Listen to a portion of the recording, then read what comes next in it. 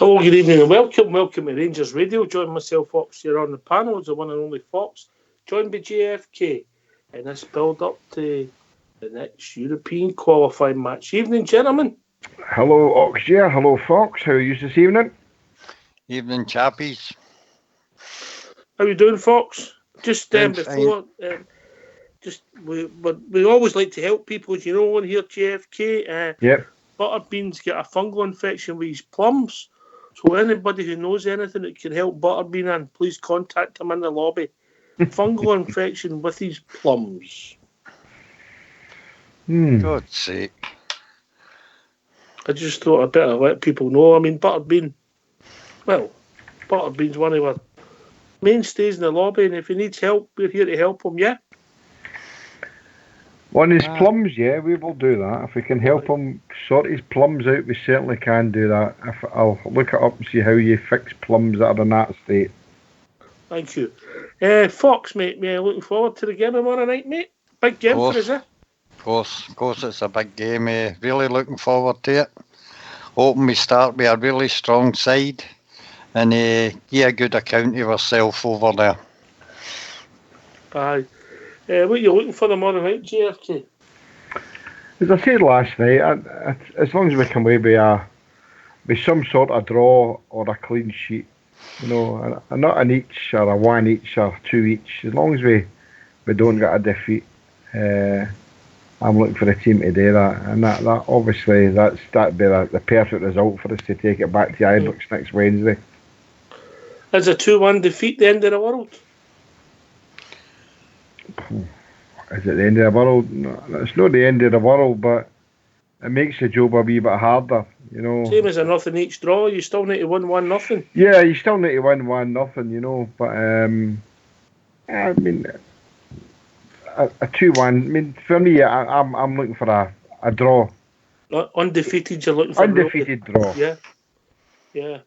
I wouldn't fancy a 2-1 defeat, mate, because a goal at Ibrox puts us under terrible pressure, you know. A nice simple 1-0 win to Rangers will do me fine. Yeah. I will. And obviously the build up to the game, it'll be interesting to see what the team is. We talked about the other day that the boy's name's totally without read. The boy John Flanagan. Has been added to the squad instead of Polster. So, possibilities for him at left back, Fox?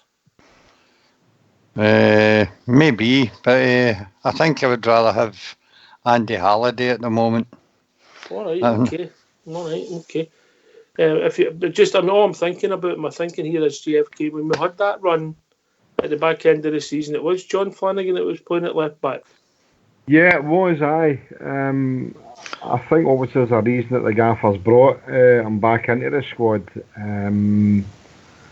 I think it's a good chance he'll play. Although if he picked Andy Halliday, I wouldn't be too bothered about that either. I think he's done well when he's come in whatever place he's been asked to play. So I can see Flanagan getting the nod. I think we all spoke last night. I think Barisic. I think his times maybe came. I don't know. It's a pity. But I agree with Fox here. I think it probably will be Flanagan, but I wouldn't be too unhappy if he put Andy Halliday in. All right. I just don't see the reason for Polster can cover right back midfield. I mean, he's shown that. I don't know if he can play at left back. What we've seen so far. So I don't see why you would do that move unless you were seriously thinking about putting Flanagan in, Fox. Well, the thing with Flanagan is he covers both fullbacks, mate. Mm-hmm. Andy Halliday can't do that. I doubt if Polster can do it, but Flanagan can play in both sides and would be a good sub to have on the bench for me. All right, fair comment, mate. Fair comment. Yeah. I can't argue with that. Just when I seen the squad announced that's what stuck out to me, JFK. Oh yeah, I was the same as myself. You know, I was quite surprised that Polster was omitted for the squad. You know, because I don't think he's done anything wrong so far. You know, in the minutes that he's had. But obviously we know that the Gaffers get a bit of faith in Flanagan, and he played him a few games last season, as we all know, quite a few games. So I was surprised, especially when he just come back for an injury. I've got to trust in the gaffer. If the gaffer thinks he's worthy of a place in the squad to play tomorrow night, then we've got to go with that. That'll be interesting to see it pans out, Fox. Listen, I know we've got a show to start, but obviously if we have the press conference, if you hear with the gaffer, it might give us a step for a hint, JFK. Definitely. Yeah. So get yourself a mute, lads, and let's hear who's he with? Who's the manager with, Fox? Jordan Jones, mate. Jordan Jones. Get yourself a mute and let's hear from your manager, Stephen Gerrard, MBE, and young Jordan Jones.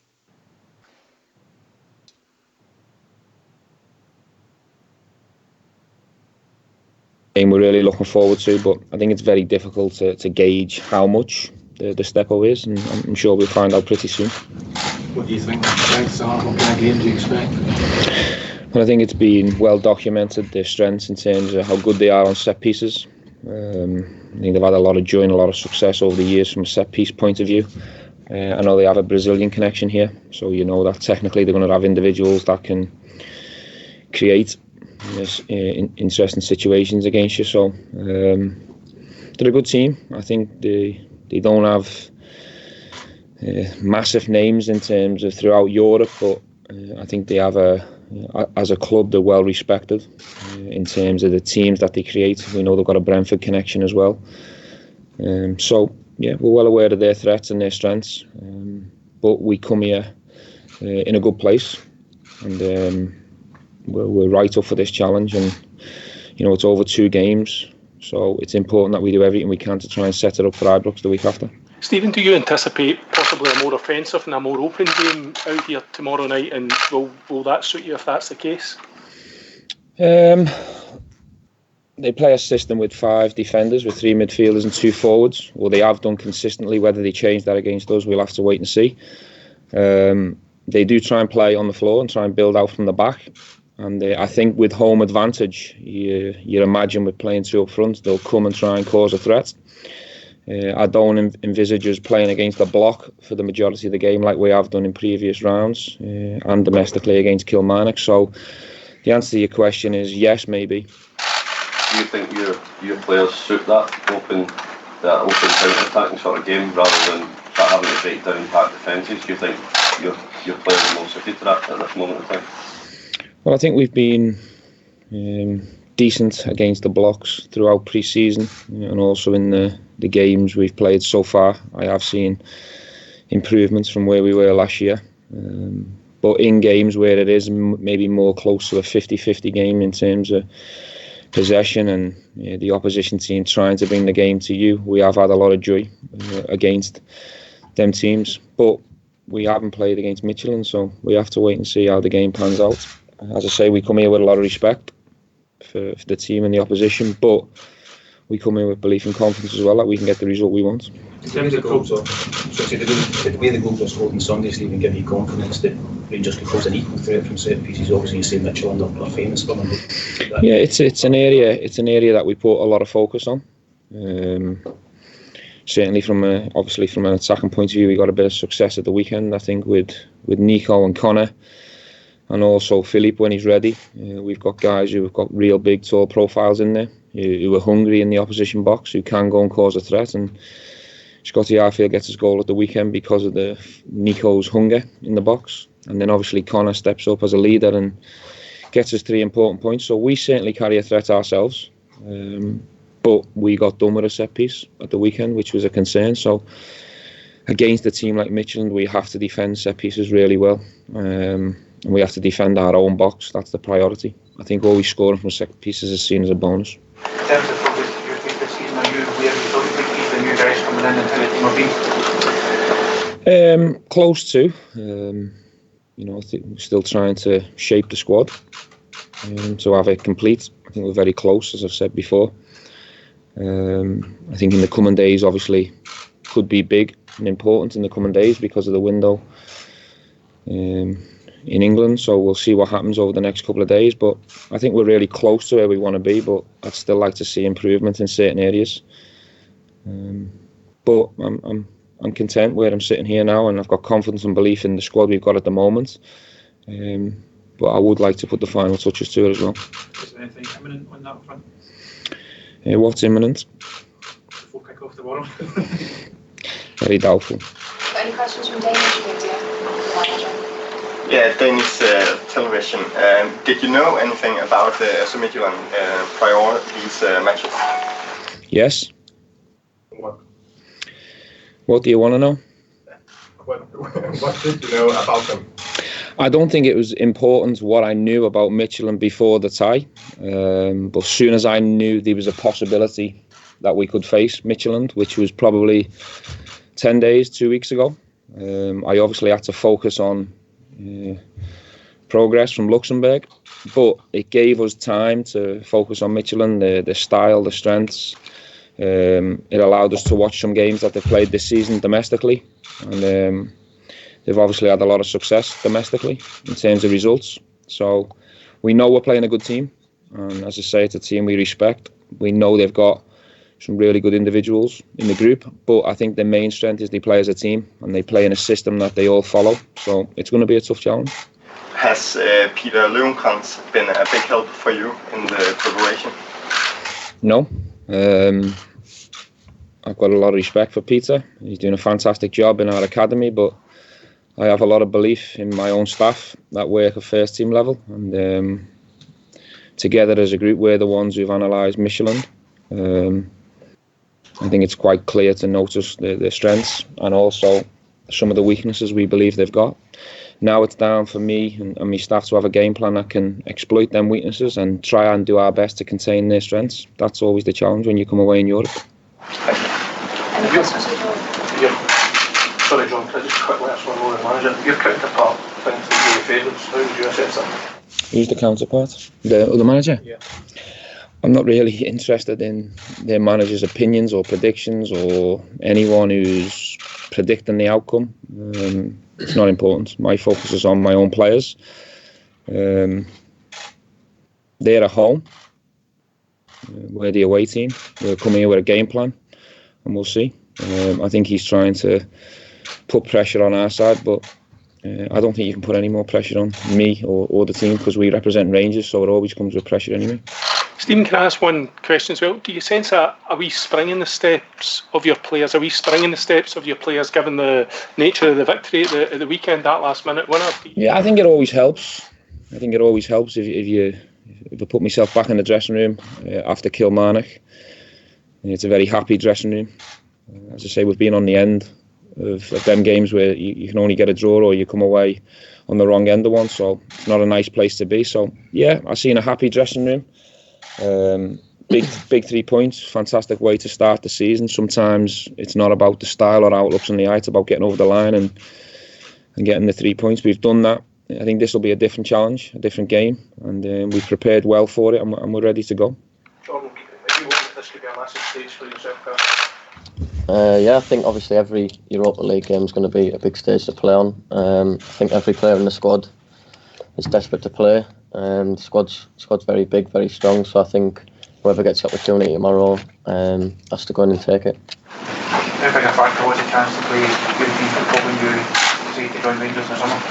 Yeah, it was. Obviously, it's a big plus that we've got the chance to do that. I think obviously now I'm here, it's time to go and do it and obviously deliver the results that we need. You feel your experience with Northern Ireland has set you up getting an opportunity? I think it helps, yeah. Obviously, I've played quite a few away games now for Northern Ireland, and like I say, I sort of know not fully what to expect, but understand what's there, so I think it can definitely help. As much as they obviously look to you in a creating sense as well tomorrow night, Jordan, if you feature, how important is it defensively as well to keep your defensive discipline as an attacking unit at this level also? Yeah, I think the gaffer's gone through that with the full team. Obviously, defending is just as important as attacking, and especially in away games. Obviously, the aim is to keep a clean sheet, which is really important for us tomorrow, so that'll be really important, yeah. The gaffer touching it there, how much of a boost did you take from the nature of your victory at the weekend at Kilmarnock? It was massive. I think, obviously, like the guy said, sometimes it's not going to be all pretty, and especially at tough places to go like Kilmarnock. That's what they based the game on, obviously, being a tough side to beat, which they were. But I think it was vital us getting the goal, and especially the way we got it. The boys were buzzing in the dressing room, and it's a feeling that we all want after every game, so it was good, yeah. Stephen, given that the captain of Midfield is a guy who tried Scotland and didn't quite make the grade there, do you feel like this match is against a opposition that you have to beat if you meet your level? Sorry, what was the last bit of your question? Given that Eric Sviatchenko, the Midland captain, didn't quite make it in Scotland, and he's a key player for Midland, do you feel like you have to win this game if you meet your level? I don't think we concentrate or focus on any individual player from the opposition. We come here as a club, as a big club, with pressure on us to try and progress through the competition. It doesn't really matter if any opposition players played in Scotland or whether they were a success or not. We have respect for all the Michelin players. They've started the season very well. I'm sure they're in a good place and they're confident, and this is a game they're really looking forward to.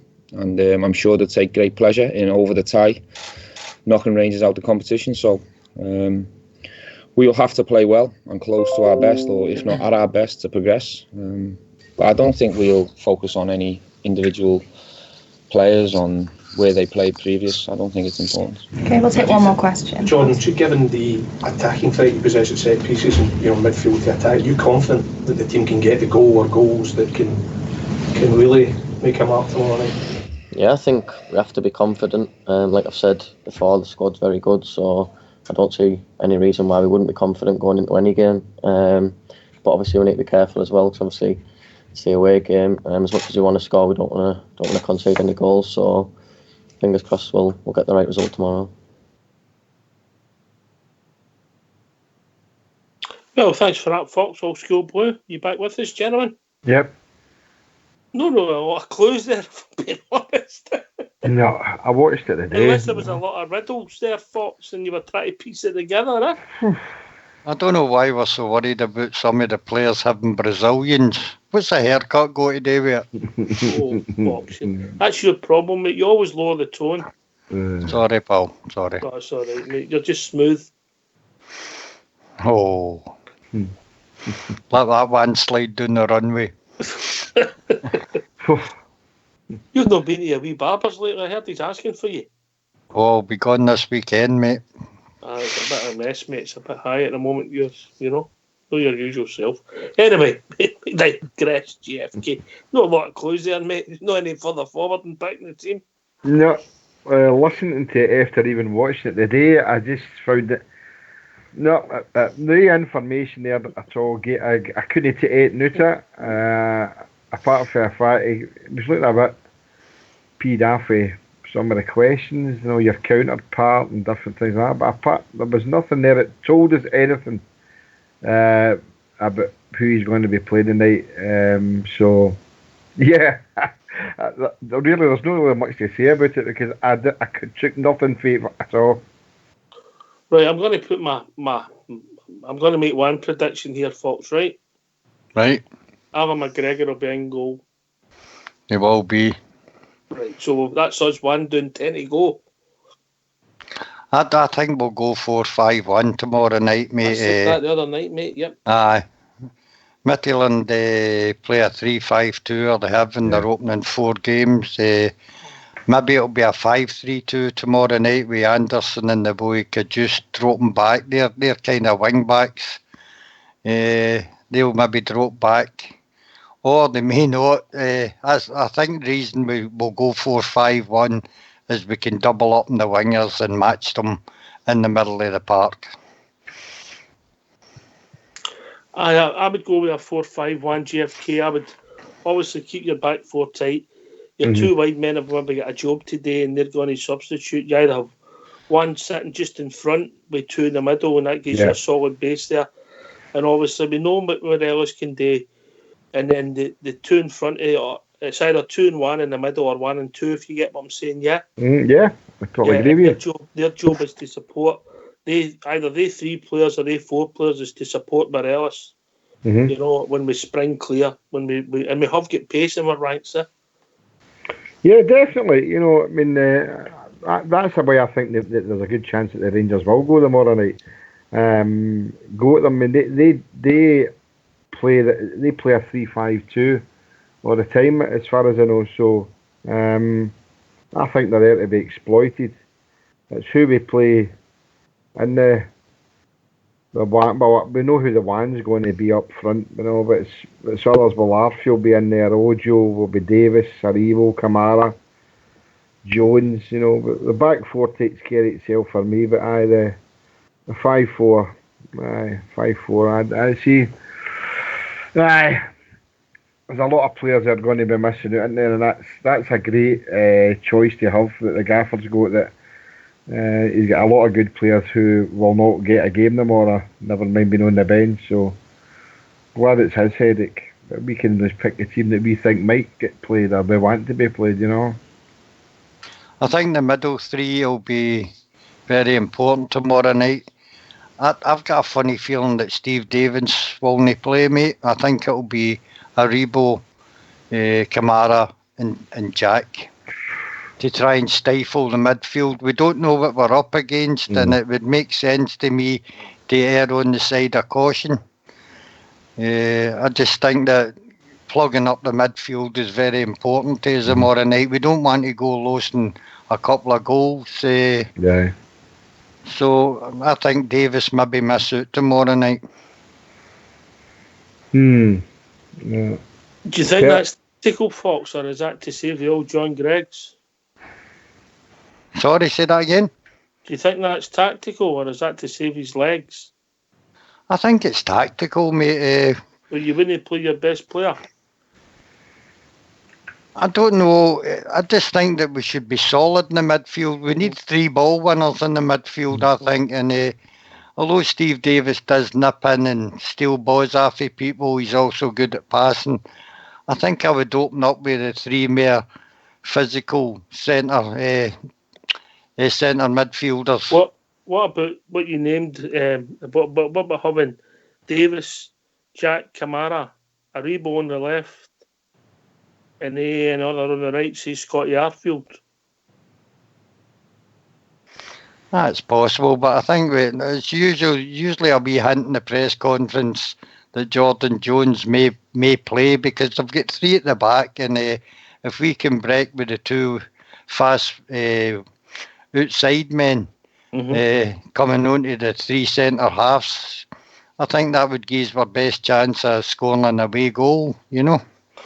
All right, I'll be really honest with you. If we could get away with it and we could get a result without Scotty Arfield, I think it'd actually be good for him, because I think we're expecting too much for the boy to play in that summer tournament and come right back in and expect him to still be fresh all season long, Fox. You know, if I'm being honest.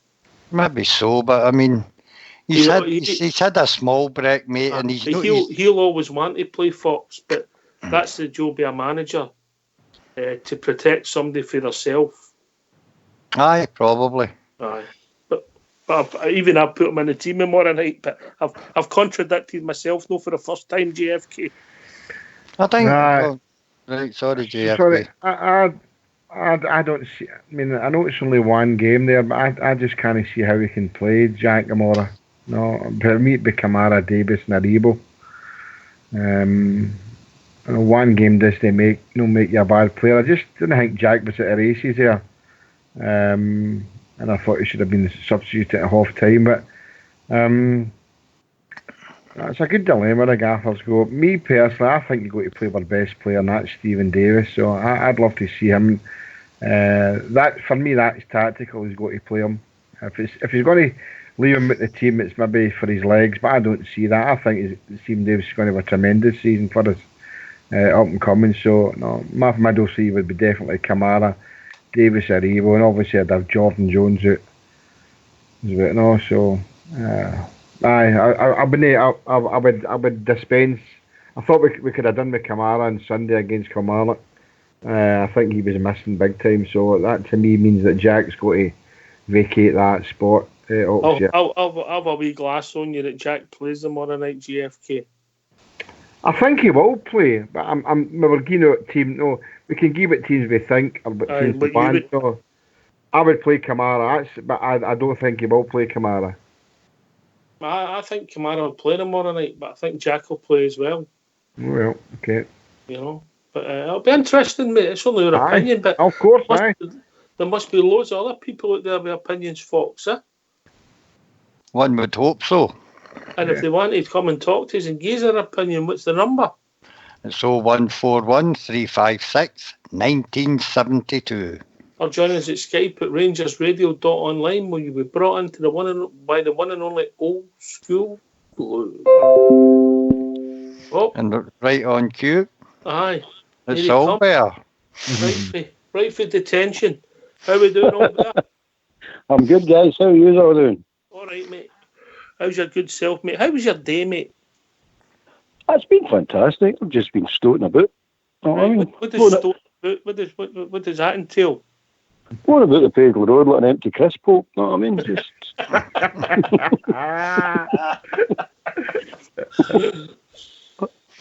Being in particular. I've got my team. Right, go on then. McGregor, Tavernier, Golson, Katic, Flanagan, Edmondson, Jones, Kamara, Aribo, Ojo, and Morelos up front. Oh, Edmondson playing the holding midfield role. Are you playing with three centre backs?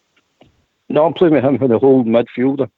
We need height. They're all mad. They're all mad big for what I've been hearing. So we'll need some height in there.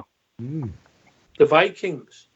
Aye, and bearing in mind what he's been saying about set pieces or set piece experts. So we're going to need height. So and they're a big team. What I've been hearing. I think the smallest one's 6'2". Right. Okay. Right. Interesting, Fox.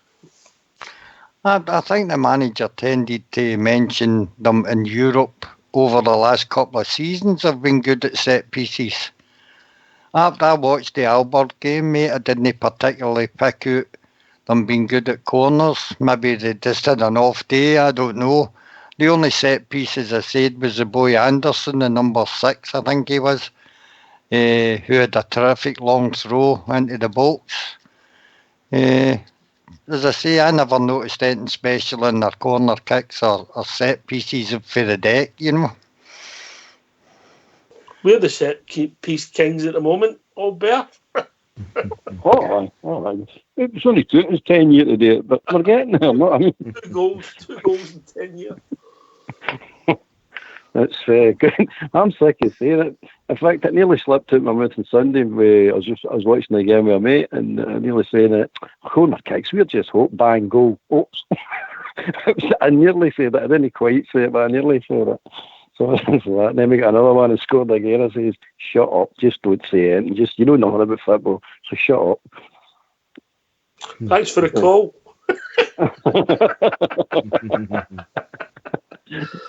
You're right, mate. You're right. You think you know, and you say this, that, and the next thing. You look at it, and sometimes it's just the bounce of the ball, innit? All right, definitely.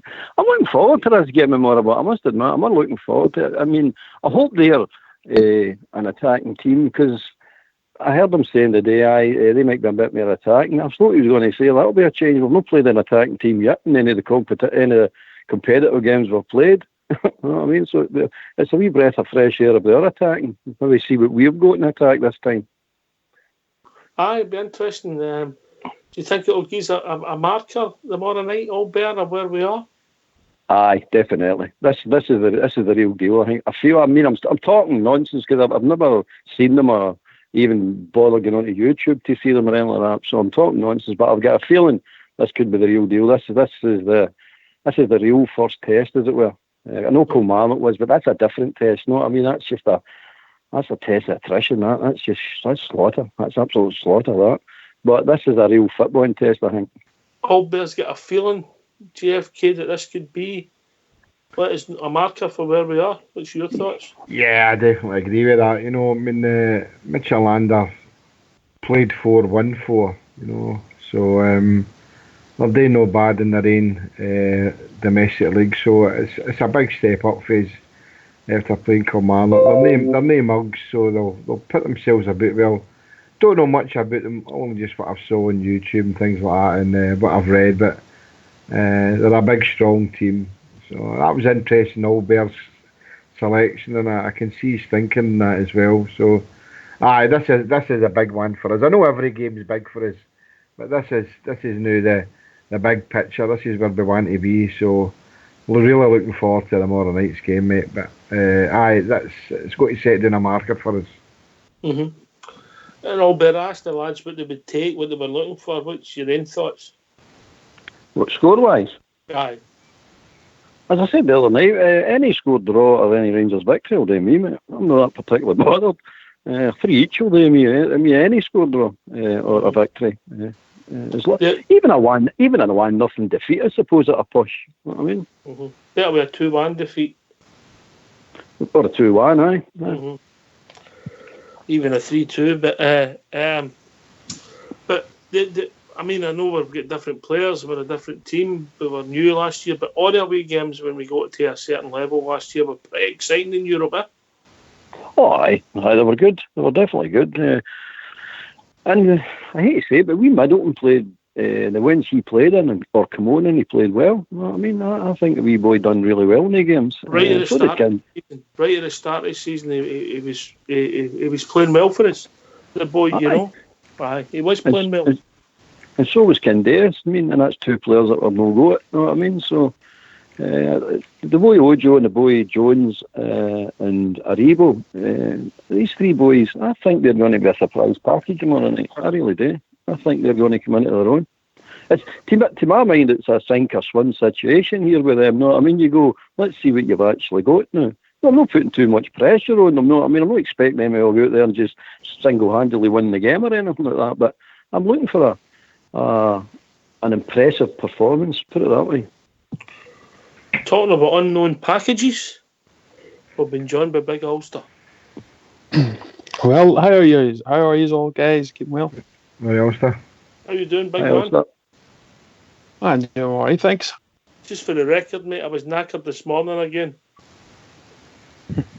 I know, we talked too long, mate. No, you talk too long. I don't. Listen. How's the holiday going? Going all right, thanks. And will you be staying for the sort of Friday, Saturday, or will you be heading home before the weather comes in? No, I'll be heading home Sunday morning just to watch the game with the boys, but I'll be here. I'll be watching the match obviously here on Thursday, so tomorrow. Oh, Sunday morning. Have you looked at the weather forecast? Mate, we're used to it over here. Don't worry about that. All right, mate. All right. Okay. I'll be wearing my shorts that day. All right, mate. All right. What's on your mind, big man? No, I just agree with you. You know, this is going to be tough test tomorrow for us. You know, I've just had a wee bit of research on that team. They came second last season, a very close second, and they won the league previously the year before. And coming second last year, they actually went and beat Brøndby in the Danish Cup last season as well. So very good outfit. And this season, they're on course to have another very good season in the Danish league. They've actually won all their games. They've played 4 and won 4. So they're having a good start to their season. And obviously with the Danish being, I think, 3 or 4 places above Scotland in the coefficient, proves that the league, you know, is a decent level. So we need to be up for it tomorrow, or we could find ourselves out very quickly. But if we play to our abilities, I think we can give them a really good game and hopefully nick a result over there. Mm-hmm. I'm looking forward to the game, and I was looking forward to the game on Sunday, and we sort of got what we expected, but you're expecting a better game of football tomorrow night, Ulster. Yeah, I think so. I think we've proved in European competition last season that, you know, we can struggle at times when we play against that block, 2 blocks of, you know, midfield and defence that don't really want to play football, and we struggled again against Kilmarnock, but I don't think we would have won that game last season, but we done it this season, which was good to see. But we've proved in Europe when teams come to attack us, Valencia, etc., the big clubs, you know, we can play football just as good as these teams, and I think we've actually improved from the team we had last season. So it might suit us to sit back a wee bit and give this team a bit of respect. But I expect us when we go on the counter attack with a Rebo and have Ojo and maybe a wee bit of pace with Jones, etc., we can maybe get a few holes in this defence and maybe show them up a wee bit. Fingers crossed. But yeah, I think this game will suit us tomorrow. Yeah. Can I come in here, Ox, here? On you go, mate. I was looking today, getting the teams that, the lineups that we had for the sections, the league last year, and the Euro League. And the first game we played against, you call them, Villarreal. Yeah, aye. Right, now, the team that day, this shows you how far we've come. Let me see if I can get it right. On you go, pal. Right, I think McGregor was in goal, Tab was at right back. Golston can play, and the big boy came in for his debut for Forest. Worrell. He had a nightmare in the first minute. Yep. I'm going to say that Flanagan started at left back. No. Yeah. No, all right. Halliday must have started there. No, that position he didn't. No. Was he in midfield along with Koulibaly? Yep, Koulibaly. You're... let me think. Koulibaly. Ryan Jack? No. Oh. You missed it, the left back. Oh, left back must have been Barisic then. Yeah. And the boy for Liverpool that was on loan. Ajaria? No. Oh, I'm struggling. Midfield.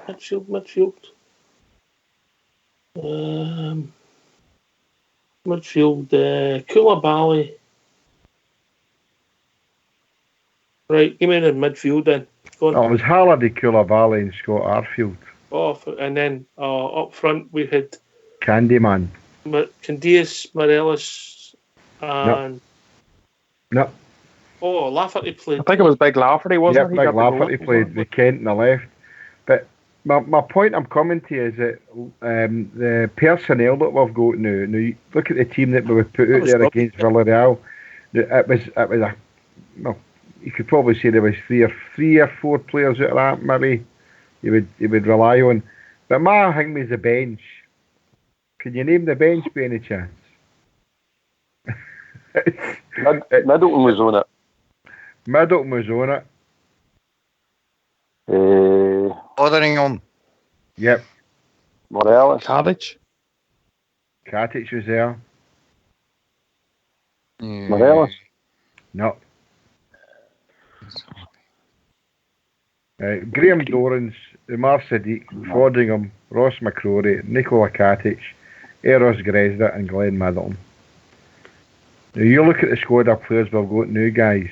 Now that was going into our first game. We drew 2 weeks, as we all know, against Villarreal. Now look at the turnover in personnel. To me, I think that the personnel we've got now. You look at compare it with that. That's what I was thinking about. When looking today, I thought, look at the team we put out in the first Euro League game. Yeah, we moved on a long line. That's absolutely, mate, absolutely. So that's why I think I think it's for me. It's although it's a step up, I think, but now we have got the players that can deal with that. I know we kind of compare the result for now to Villarreal, but I'm thinking personnel wise, I think we've got better players that can cope with it. And that's what we're looking for today tomorrow night. Aye, it'd be interesting, mate. It'd be interesting. Yeah. Interesting. Aye, I've done rubbish with that team. I'm usually quite good at it. Aye, shows you folks how far we've came in such a short space of time, eh? And Koulibaly was playing well for us at that particular stage. I never ever at any time fancied him, mate. I didn't know what people at first were raving on about. Won some tackles, but he was absolutely hopeless on the ball. For me, I think he even scored early on in his career with us, but he just didn't have it for me. And I just couldn't see what people seen in him, to be perfectly honest. Mm-hmm. But it's all right saying that now after of course he's away, but I did say early on in his career I didn't fancy him at all. But the bench now that we've got is a lot stronger. We've got a good selection all over the park, good backup. Very pleased with the way our squad's gone at the moment. Albert. Hello. quite surprised the amount of personnel change in quite a short space of time, mate. I know, bear in mind, they said last year there wouldn't be the big change come this summer, and what is it, 8 or 9 players we've got in? I'm saying, that's not a big change, or not a big change, looks like. It's one of these situations where time will tell if we needed it. No, I mean, we needed some more players, whether we needed 8 or 9 players, and some of them are still untested, so they've got to come good yet. If we get 6 of them playing well and filling the jersey, we'll be doing well. I'll be happy with that. You're always going to get the 1 or 2 that just don't actually come up to snuff, you know what I mean? But I'll be happy with 6. 5, 6, I'll be happy with that. Any 5, 6. Aye. Big Ulster? No, yeah, definitely. It's a big change, but I think the good thing about this season from seasons previous is that, you know, it wasn't the whole big rip it up job. There was positives, there was positions there that we were improving in last season that we had struggled in seasons previous. So the manager now has just pinpointed those positions and added quality to them. And I think in most positions now, bar left back, we've got 2 good options near enough in every other position. So yeah, I'm excited for the season, definitely. We'll just have to see how everybody gels, but you know, just going by the friendly games in the early rounds in Europe, everything looks pretty good. I've got very few complaints. See, in the Europa League last season, in the group stages, we only once played 4-5-1 in their group stages, and that was in the last game against Rapid Vienna. And the team that day was McGregor, Tavernier, Macaulay, Goldson, Barisic, Arfield, Jack, McCrory, Koulibaly, Middleton and Fred up front. That's the first and only time I've done that in Europe last season.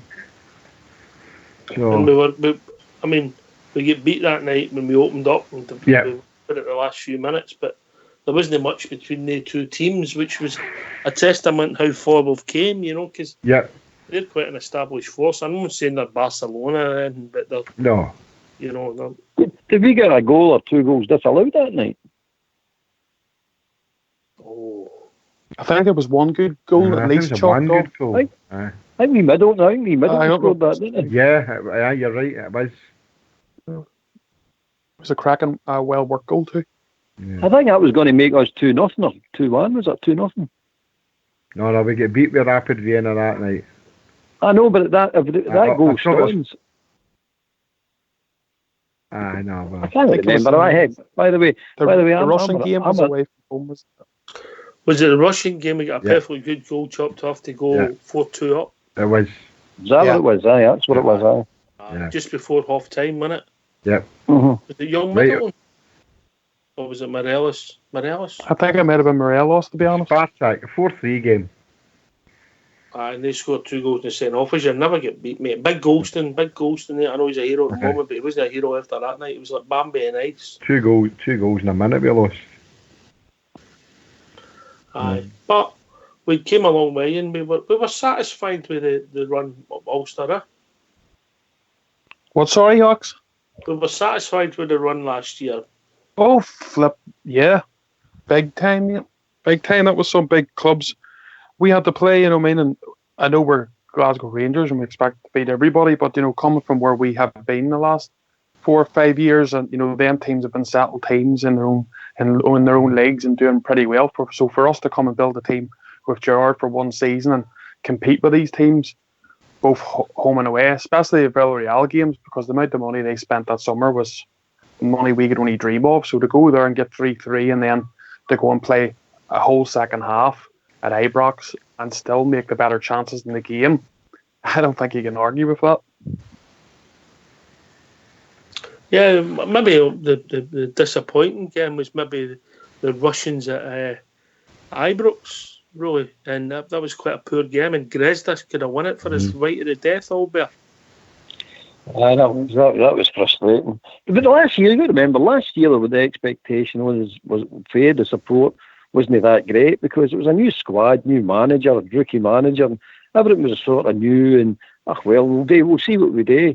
This year it's ramped up, not a great deal, but a bit more now. It's ramped up, saying this mob, we should beat this mob, and then we're looking at the next mob after this. And last year we weren't doing that. Last year it was just a game at a time. I mean, even the ones like the early rounds where we couldn't pronounce names and all that, we were still only taking them for granted. But this year, it's now starting to get like Rangers again. It's starting to go, well, you should do something decent against this mob. You should do something against the next mob. You're looking at the group stages and all that now. But that's what I'm saying. It's Rangers, but that's just what comes part and parcel of being a Rangers player. That's what it's all about, isn't it? Yeah. Aye. Pressure, expectations, demand for result. The blue jersey, GFK.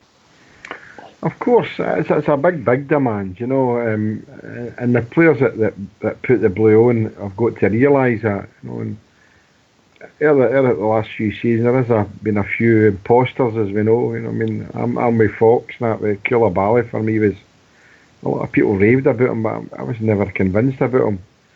You know, brought guys like Macaulay, and I know he's had a great international career and a decent career down south, but for me they were rubbish signings. But I think the gaffer's learned by that. So the squad of players he's got now is a fantastic bunch of players, and they should be able to hold their aim with anybody in Europe at the moment.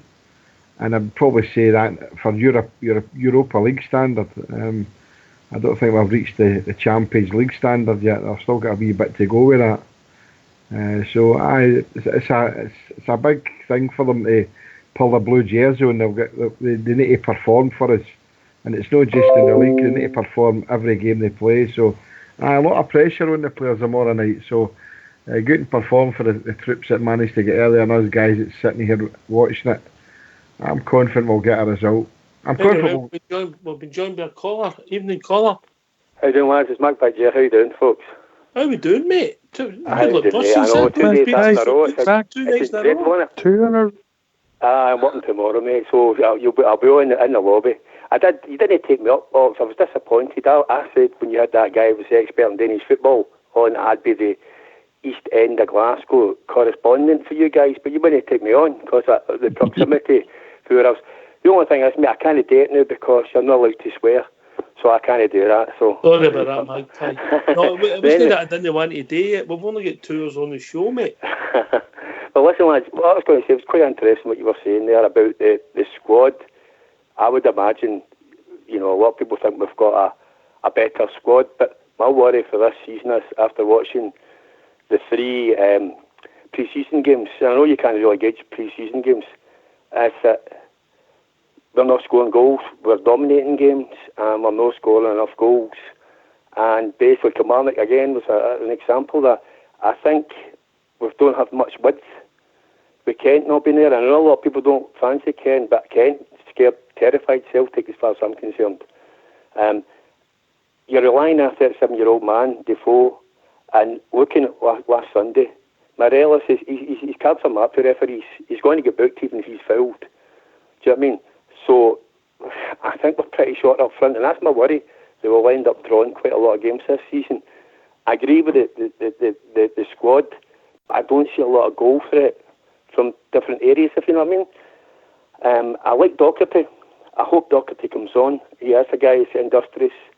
But what I saw was Rangers with a lot of possession, and we kind of relied on the Derby game in particular. Again, it was I don't know if it was a corner kicker, but it was a big guy at the back scoring goals and stuff like that. And that's my worry for this season. We don't have enough in reserve firepower. I was surprised at Stevie G not trying to bring somebody in, because you've got Lafferty, although Lafferty didn't do it, and he's away. Hardy, I could never understand why we gave Hardy a contract in the first place, an extension. And they've let the boy Dallas away. He's a bit part player, but he scored goals. I said online on the lobby that I thought Shanklin would be a shout. And I know a lot of people say he's no Rangers class, but what is Rangers class now? It's no the Rangers class for Michael Moles 2 years ago. This is a guy that was natural no forever considered Rangers class, you know. Then we've signed good players that played well and scored a lot of goals in England, like Jeffers, who were absolute pants. So you can't really gauge that. But I think if you've got decent midfielders round about you, and there's a guy who wants to play for the club, and I'll give you 100%, I don't think you could have went wrong for the money you'd have spent on that lad. And I know a lot of people would disagree with that in the lobby, but we really can't afford anything else. I'm going to open that up, Magpie. I'm going to open that up, and I'm going to ask. We're going to ask Twitter, and we're going to ask the lobby, yes or no, for that signing, because I think what you're saying is we talked about it, and the name I came up with, I wasn't saying we should sign him, but it was the boy, somebody like that who was reasonably cheap. The boy McGuinness with Bolton, because of the trouble they've got, and you could get him for nothing. But because remember, the guy you'll be signing will be a third choice striker, and you've got to have somebody be willing to accept that role. Definitely. I mean, see if you're not getting to the byline, you're not getting cutting the ball across. You saw with Commander, they narrowed the pitch, so if you're not getting any width, you're having to try and play through two banks. And if you not get somebody with a guile, I mean, Morelos uses his body strength. As soon as he touches anybody, it's a foul against him up here. It's shocking. And Collum was just as bad again. He's the one that's fouled, and he's getting spoken to and stuff like that. And this is what you're going to have against you this season. My worry is that Morelos might end up, missing part of the season, and you're relying on a 37-year-old man. I'm pretty surprised. I mean, I love Stevie G, and I want to be succeeding. I think he's going to be a great manager, lads. But I think the fact that some of the things have mystified me. Some of the, you know how my feelings about giving Hibs anybody, and it's an insult to the Rangers fans as far as I'm concerned about that cup final. And basically, you've not, like I said, you've got a midfield who are good. They can keep possession. They can certainly pass the ball, but play the ball. But you've seen teams in the past. I mean, I hate to say their name, but I remember Celtic used to, under Tommy Burns, would not the ball, but for fun. But they never won the league. They drove stupid points and draws and stuff like that because they never finished those chances off. And this is what we're kind of needing. You know what I mean? We are very fortunate. We've got the big guys at the back. They're going to bail us out a few times this season, I think. With corner kicks and stuff. But I still think, lads, that I do worry about the lack of backup to the two forwards. Aye, so you're putting Shanklin out there as a shout, yeah? Well, it's not everybody's choice. That's trying to say. People say it's no Rangers class, but we've got to remember what our class is now. We can't afford £5 million, £6 million centre forwards anymore. Right, so we're asking Twitter, we're asking the lobby, simply yes or no, yeah. Well, it's up to I don't think for the money we would have paid for him it would have been a big gamble. No, it wouldn't have been, but that's for a third choice striker. Would you took the gamble? It's out on Twitter and it's in the lobby, yes or no? Right, I'll have a quick look at the lobby and see how it's gone. What do you, Magpie? What about yourself, Fox? Would you? Myself, I would be scared he was like the boy Clark that we go for the lower leagues a couple of years ago, where he fun his level and scored a lot of goals. I mean, it's not just us that's looking for a backup striker. The Tims are looking for one. There's other clubs down south, League 1, League 2, mate, looking for people that can put. They've all had a look at him and nobody snapped him up. That's how he's at Dundee United, mate. In Hull City signed Robertson. None of the big teams for England were looking at Robertson. Do you know what I mean? That's just the way it goes, Fox. You can't answer. Jeffers played for Arsenal, Efron. He came to Ibrox and was one of the worst players I've seen. Ibrox. There's been big name players came for England that have played for big clubs. There've been absolute pants in Scotland. You can't, and then you get Nofo and you get Kamara, who playing for Rangers. Who was interested in Kamara in England? That's what I'm trying to say to you. You can't just judge that. The England are now playing a different ball game. They can spend £30 million for a player that probably be worth about two. Do you know what I mean? There's a big difference to me, Magpie. Strikers are looked at all the time. People like Kamara that show up playing for Dundee, mate. Maybe they're well equipped in the midfield, but strikers are always watched. Anybody scoring goals is always watched, and nobody's picked them up, mate. That's the thing. It's all right. I was saying I wouldn't be surprised if Rangers had a look at him, mate. Yeah. But obviously, there's maybe parts of his game that we don't see there.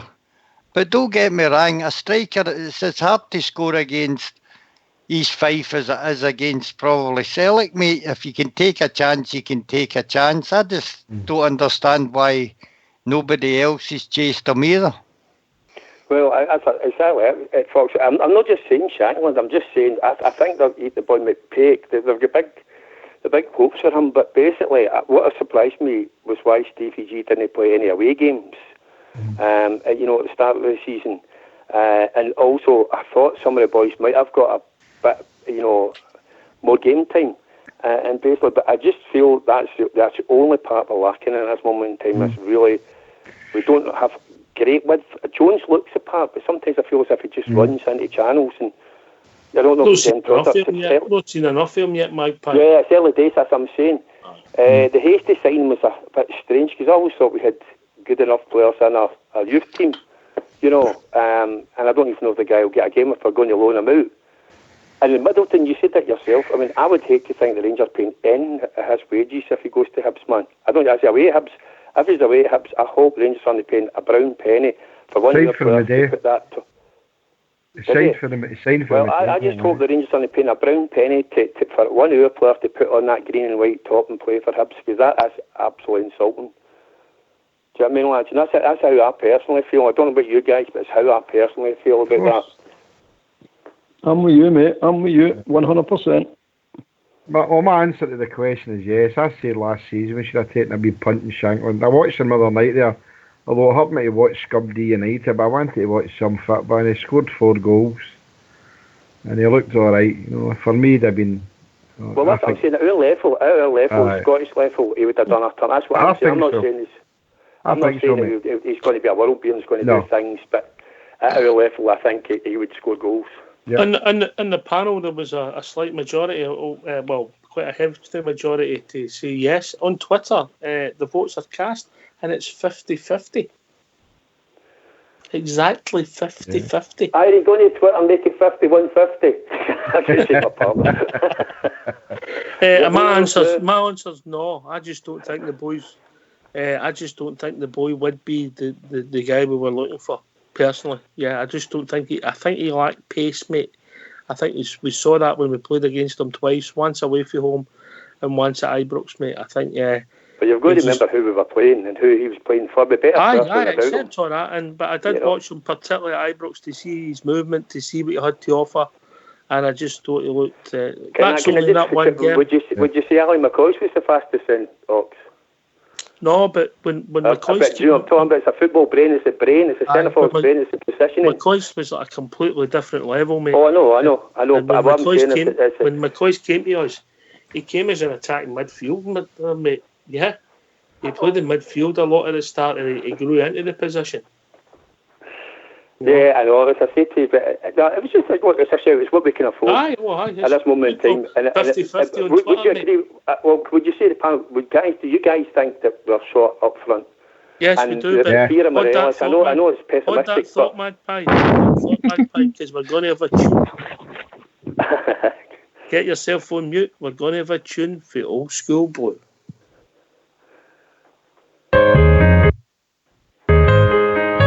From a guy so young to Glasgow City, they come seeking fortune and a new way of life. How could they know their ambitions would grow? Such a beautiful story, and here's how it goes.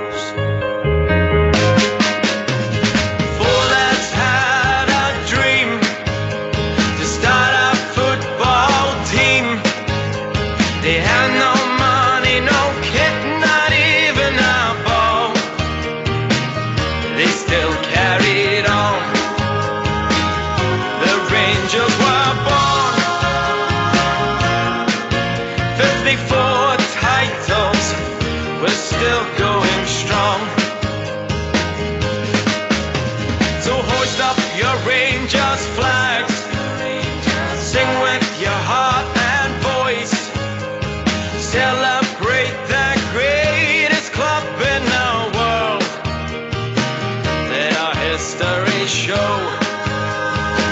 what we already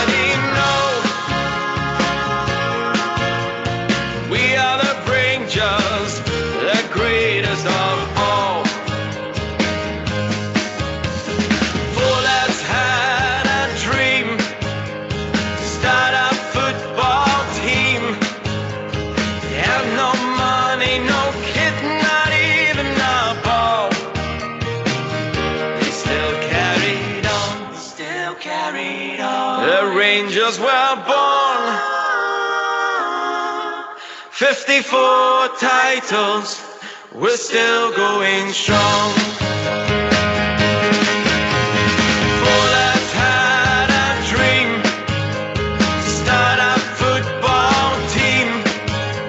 They had no money, no kit, not even a ball. They still carried on. The Rangers were born. 54 titles, we're still going strong.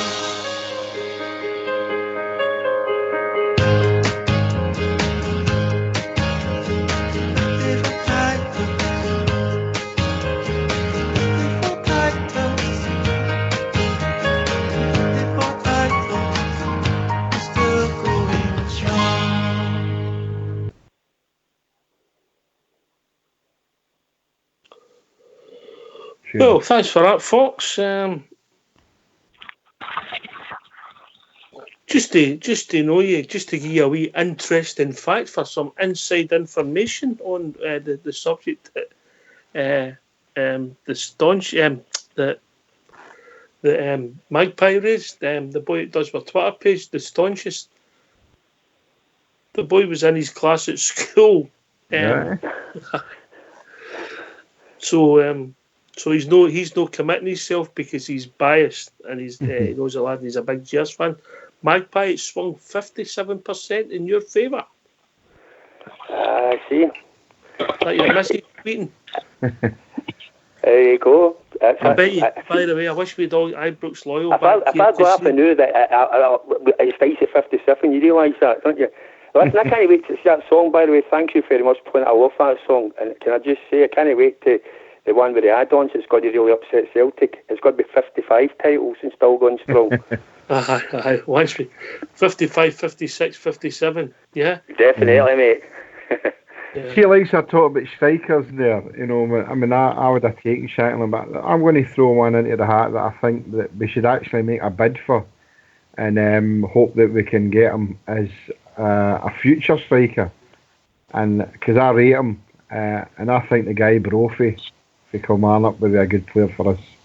I like the way he pitches sail about, and he can also play in the right wing. Have you looked at his upbringing, JFK? Let's no go there. Right? Don't start that with me. Look, we've already doing that road and we know the scope. But I don't want us to get the other boy. Yeah? I don't think he would want to play for our team. Well, you know what they say, money talks and the BS walks, mate. That type of, I know what you're saying about Shankland Oxford, but that type of player, we're looking for somebody like third choice striker. We need a third choice striker. Somebody like that, somebody unless the manager's accepting that Jordan Jones can do it. I don't think that's the type of role that Jordan Jones will be able to play for us, mate. To be honest. Sorry. Oh, Greg Stewart, yeah. Sorry, Greg Stewart, yeah. Sorry, the way I was thinking, mate, see, you've got a guy like Defoe there, right, that's seen it, done it all, and you've got a young boy who wants to bust their gut playing for Rangers. What's he going to learn off somebody like Defoe? This is what I'm trying to say. You know, it's a chance. Everything's a chance. As I said to you, some bigger names have came to Ibrox and they've just flopped. And then some really, like Nofo, what a surprise that was, mate. I mean, what a shock that was. And there's been guys like that have came and done a turn for Rangers, maybe 1-2 seasons. Beggars can't be choosers. So the reason I'm saying that is that basically we've got a midfield now that can create. We've got a midfield now that dominates games. And Shankland, he certainly knows the way to go. I'm not saying he's got. I would never have had Shankland near Rangers years and years ago. This is the market we're in just now. You know what I mean? And it was just a shout, lads. It's just I definitely do. I think we need a backup striker. Big Ulster. Yeah, I was just looking at the stats there actually. He could actually. He's 24 now, but you can see a difference in his career. I think he's been with St Mirren and he's been with Aberdeen, and things didn't go too well for him, and he got a lot of game time. But the goals just weren't coming for him. But you can see the turn obviously when he went to Ayr there last season, 50 goals in 61 games, and then he's got himself 4 goals already for his first game for Dundee United there against Inverness at the weekend. So probably a good shout, but as a third striker. But obviously that's not going to happen now. He's away to Dundee United. But who's to say in the future? If he has another really good season, that Rangers won't come in and give him a chance, because he can just be one of these strikers that's maybe a late comer, and that could be the way of it. See, the worrying thing is I mean, at 5 o'clock tomorrow, the window shuts down in England, so I know the gaffer said that if an offer came in for Fred, that he wouldn't accept it. But I mean, again, money talks and the BS walks. If somebody came in with a ridiculous offer tomorrow for Fred, then would it be day? No, we don't have that third striker as a backup. So we've got Defoe and that's it. So, I mean, he needs to get his finger out that way. I mean, a third striker, even just to enhance the two that he's got, and if one does later. I've always said, same as I say a lot here, we need somebody up there that can take air for one of the guys if they're injured or suspended, and we don't have that at the moment.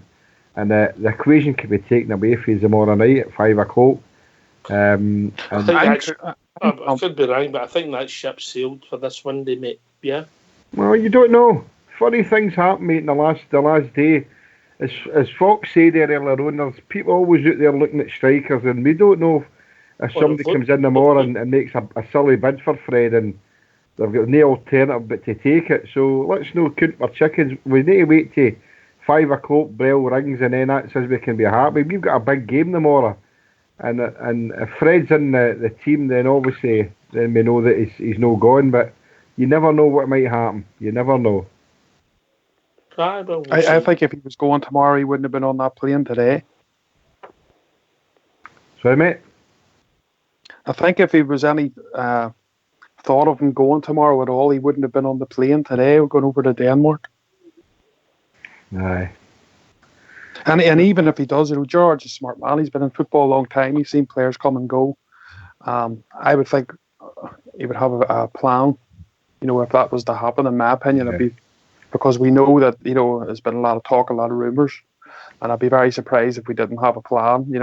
And obviously, if Morelos was to go, you wouldn't be looking for your Shanklins or your, at that sort of level. You'd be obviously looking at a higher level. But I think he'll stay this window, to be honest.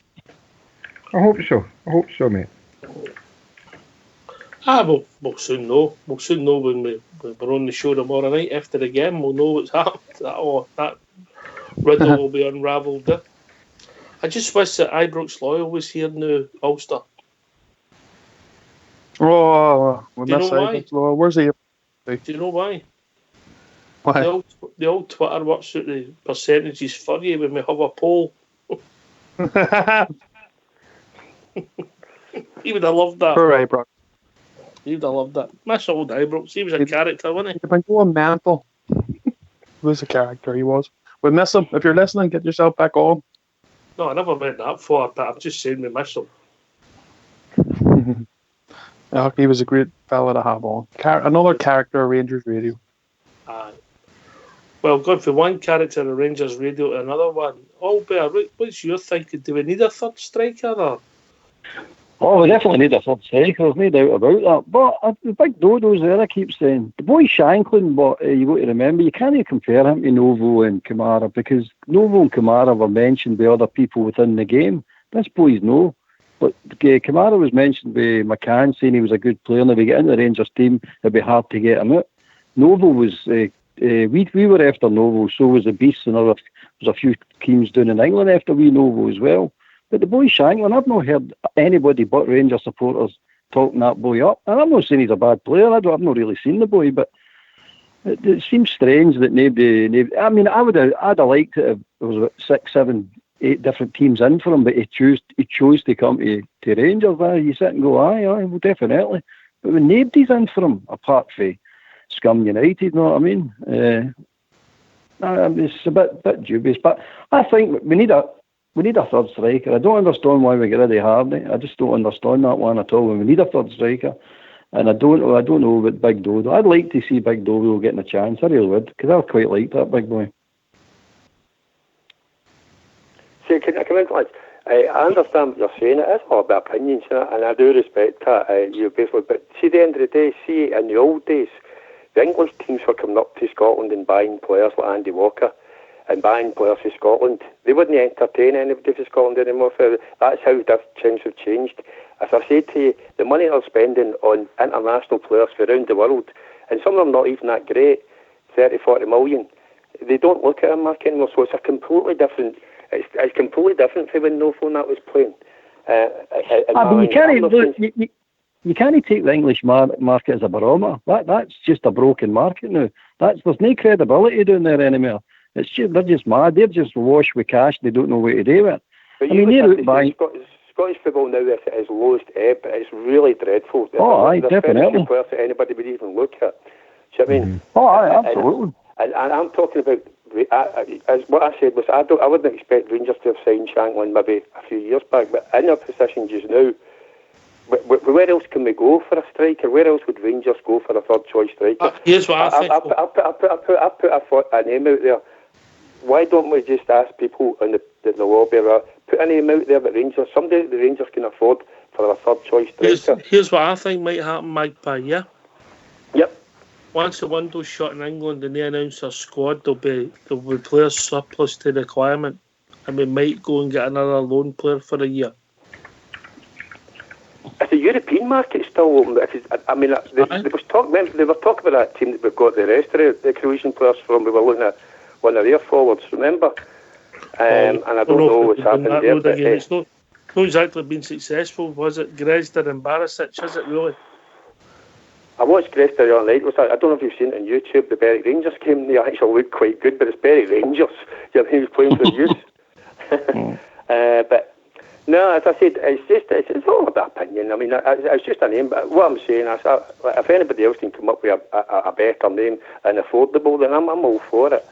But just remember that this is where we are just now. That's what I'm trying to say. We don't have any money we can have, especially this most of the right stuff. No, nobody knows what's around the corner. We can't all be splashing out any more cash. And if it's going to be like a couple of 100,000, you know, like I would like to think where else would we go? So it was just me putting something out there, lads, and I hope it's actually it's opened up a debate anyway, isn't it? If they want a third choice striker that just sits on the bench and doesn't go, I could do it. Well, as I say, and Bridges and Holiday, so they can't get him in. You know what I mean? Well, I could do that, Ulster, know what I mean? I sit and get paid for doing nothing much. That's what Big Lafferty done, really. No offence to the big fella. Anyway, just that's true. That's very true. I could do away. I could do it as well, Ox, if the wide No, you're too late. That ship sailed, told you. Candace against Marseille, right? Candace played Marseille and he scored 2 goals, and he was going through the middle. Remember, Rangers played Lovenkrands through the middle. A kind of option, I suppose, but we're going to have to try and break teams down, and we need width to do that. I think a lot of our goals will come from set pieces now this season.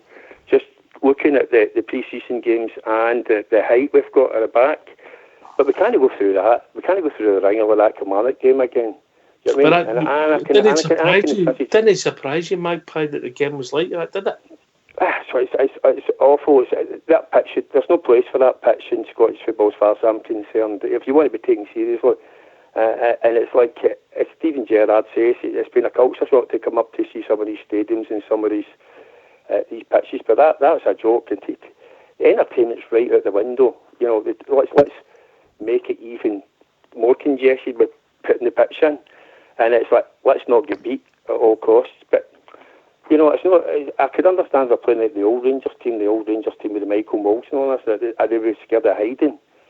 You know what I mean? But entertainment's out the windows, you know. And I think we're going to get a few more of these games. I think the Hibs game will be quite tight as well. It'll be very difficult to break them down. You cannot. The manager's already told you where he's going to play.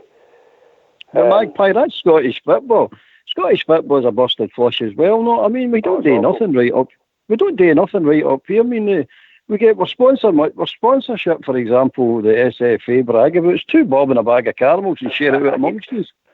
That's it. No, I mean, but it's actually awful. And see the way referees are allowed to referee games up here. It's different from anywhere else in Europe.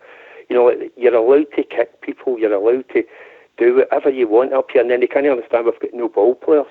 There's no protection. And as soon as a young guy like Morelos, who's got upper body strength, puts himself about, he's a marked man. Well, see, Well, see the Kilmarnock carry on with that pitch. That pitch was reduced inside, so they just don't need to run about that 40 kick you. You know what I mean? It's just reduced it for that. It's nothing to do with football or tactics or anything like that. They're just going to be annoyed running a further 20 yards to kick you, so just reduce that. You're closer.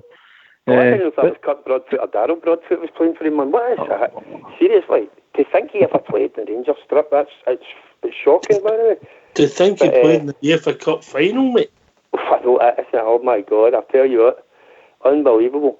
Did Taylor sign for Arsenal? Don't know, mate. Right, What's correspondence and holiday? Well, somebody said he was signing, and somebody says he hadn't signed. If they sign him for 25 million, see what you think about it. But this is what we're up against. To me, I know a lot of people didn't fancy Barry Ferguson. I thought Barry Ferguson was a brilliant player. And what we got for him, we get pennies for our players, and they get loads of money for what bang average players, as far as I'm concerned. Because their players are top, their players are top. Don't listen to the pundits, listen to them. They're slaughtering their team. They slaughter their team all the time. Now they're building that tier now. I know Fox thinks he's a decent player, but I seriously don't think he's anything special. I really don't. And I'm looking at the boy going, I think you're a bit of a careless. Because every decent winger I've ever seen playing against him rips him up for bum paper, you know what I mean? No, you're right. You've hit the nail on the head. They do talk the players sort of as world beaters, but they've got it's that. We mentioned this last night. PR's everything, and if you've not got PR, you're snookered. You know what I mean? Well, listen, lads, I'm going to leave you and leave you. I just want to say one thing to JFK before I go. JFK, yesterday, when you were saying about that guy standing up in front of you, and you were basically going to fight with him. I had similar problems when I had a season ticket and was watching under Alan McCoist. Yeah. The guy in front of me wouldn't stand up, and I had to watch it. And I friend him as well, mate. So there you go. I'm going to watch Kevin Kyle. You know what I mean? I'd rather have that guy. Anyway, lads, brilliant show again. I'll be in the lobby tomorrow. And you going to make it a hat trick? Sorry, buddy. Are you going to make it a hat trick? No, I'm working tomorrow, mate. All right, mate. I've been working quite a lot recently. You got that couple of million in the bank now? Now I've introduced her to Rangers, man. She's trying to get me. I had to tell her 30,000 waiting list to get on the thing. She wanted to go every week.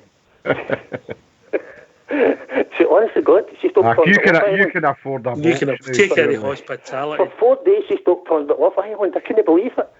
Love the Rangers, it's us and us, and we did this, we did that. And then she's shouting at the referee, Nancy Clancy's at it again. She's only forgot his name 2 minutes before it. I mean, she died in a wheel. No, that's it. A good woman. She's a turned keeper. her into a good woman. She's a keeper, Magpie. Right, you take care, folks, right? Cheers, mate. Cheers, Magpie. What a man. What a man. You see, what all Bear was saying there and Magpie as well, it is a busted flush down there. I mean, how could anybody ever think that the guy McBurney was a £20 million player? You know, and that's how silly the market is down there. You know, even I was looking at the Championship strikers that are available auction the other day there. And some of them are on some extortionate wages that Rangers can never afford. There's Championship players down there that are on 45 to 60,000 a week at the top end of the Championship. I'll be honest with you, Jimmy. See that Premiership, it's not just killing British football, it's killing European and world football. It's just killing it stone dead. I mean, they're just hoovering everybody in of any quality at all, whether they want to play them or no. It's all about making money.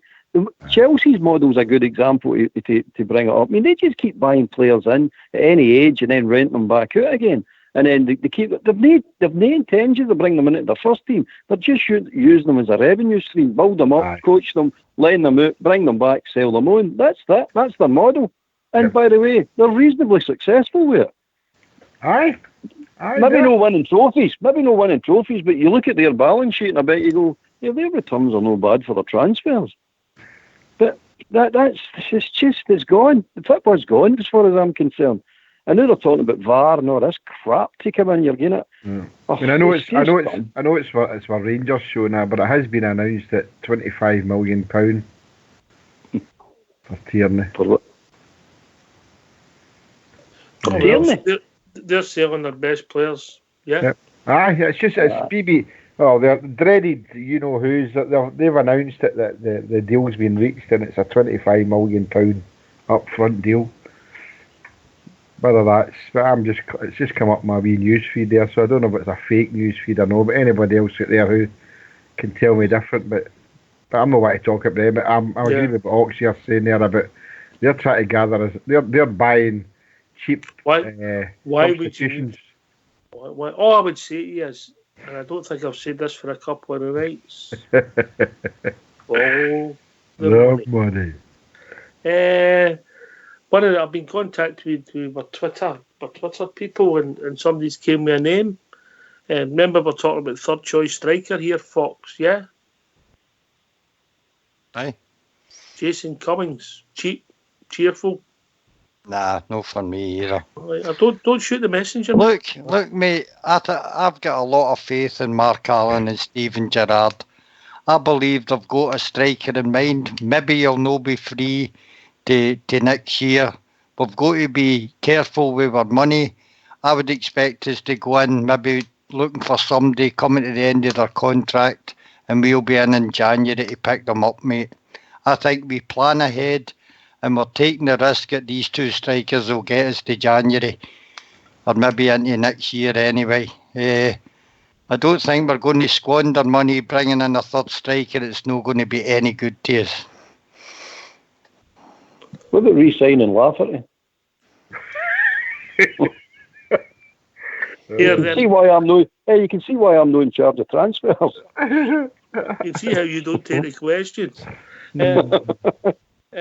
Just talking about Lafferty, I read his article that he put out in the media, and I'll go to Big Ulster just where it looked as if he realised that he'd made a mistake, yeah? Yep. I don't know if you read it, Big Man.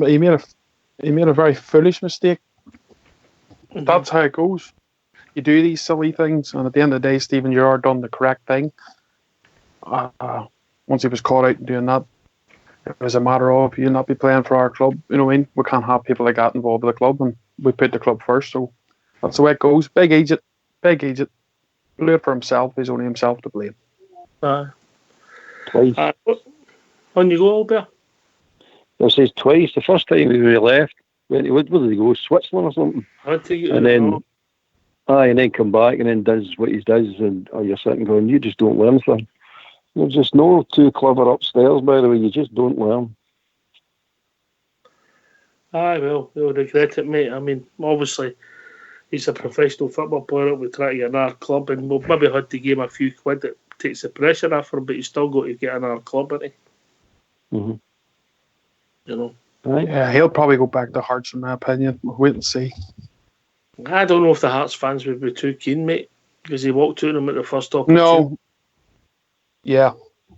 Very true, mate. We just got to wait and see. But as the boys have just said there, you know, it's his own fault. You know, I bought into it. You know, obviously, when he came back to the club and his whole big Twitter statement, you know, being foolish in the past, but wised himself up, etc., and so grateful for the chance. And you know, I was more than willing to give him the chance, like everybody else in the sport, or most of us anyway. But yeah, he just threw it all back in our faces by doing something very silly.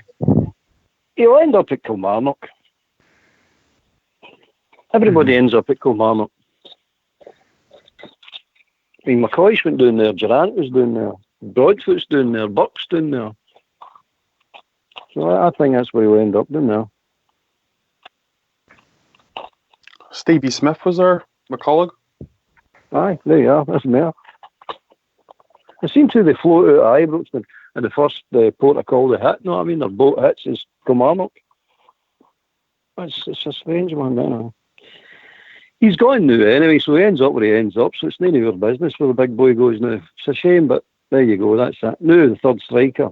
I think, what about the boy running? Is he still at Ibrox? Have we lent him out or not? I don't think he's lent out. I think he's still there, mate, you know. Well, there's a possibility. Yeah, the Zach Rodden one's a weird one. I'm sorry, Ox. On you go, mate.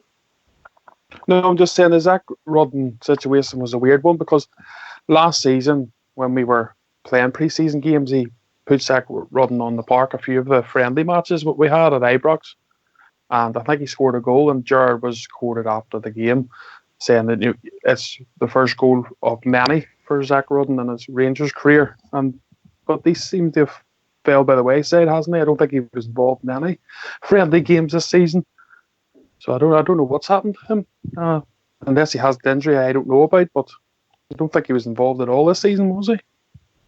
Pre-season? No, I don't. He's a lumpier boy, no. I mean, he's got the physique. I mean, we've got to give somebody a chance. We can't go with two strikers. It's not going to work. So I bet we can't. We're not going out to get him. We'll go to do it with him. Aye, and sometimes you have no choice in that, mate. All you take is two of them running into each other in training. You've got to find somebody to play the position. Exactly, and we've already been bumped with that with the League Cup semi-final last year. So we should have learnt that lesson, by the way. And I'll be disappointed if we've not learnt that lesson. Is that maybe where he's going to maybe try and fit in Greg Stewart? Or are you saying he's going back for Big Sadiq?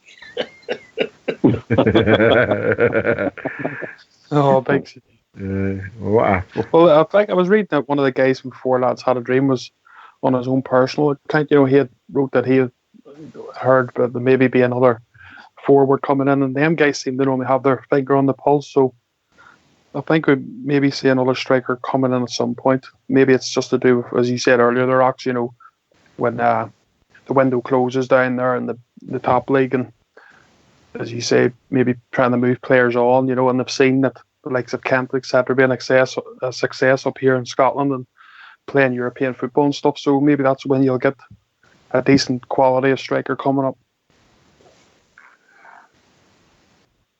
Aye, potentially, mate. Potentially. But we'll wait and see. We're in a good place, GFK, when we're talking about third strikers and that being a problem, but a lot of people are pointing to the position of left back at the moment. Have you got the same concerns? I've not got the concern, because I've said last season, I think the reason he's kept Flanagan, I think he'll slot Flanagan into his natural position.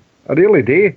I think now that he's brought Polster in, and I know Polster's not in the squad for tomorrow night, but I generally do think that Flanagan will take that spot, and we'll just need to wait and see if I'm proved wrong, but it is a concern that the left back position, and I think Flanagan would fit into that. I think he would, definitely. So for me, the main priority is a left back and another striker. And if Flanagan's the one that fits in for the left back, I'm happy at that. But I still think we need a other striker. No, just a backup striker. Too many people think that we just want to bring in a third striker for the sake of it. We need to bring in somebody who's tried and tested, who can just walk into the boots of the two guys when they become injured or suspended. So, I mean, Shankly obviously maybe they'll come into that mould, but we definitely need somebody.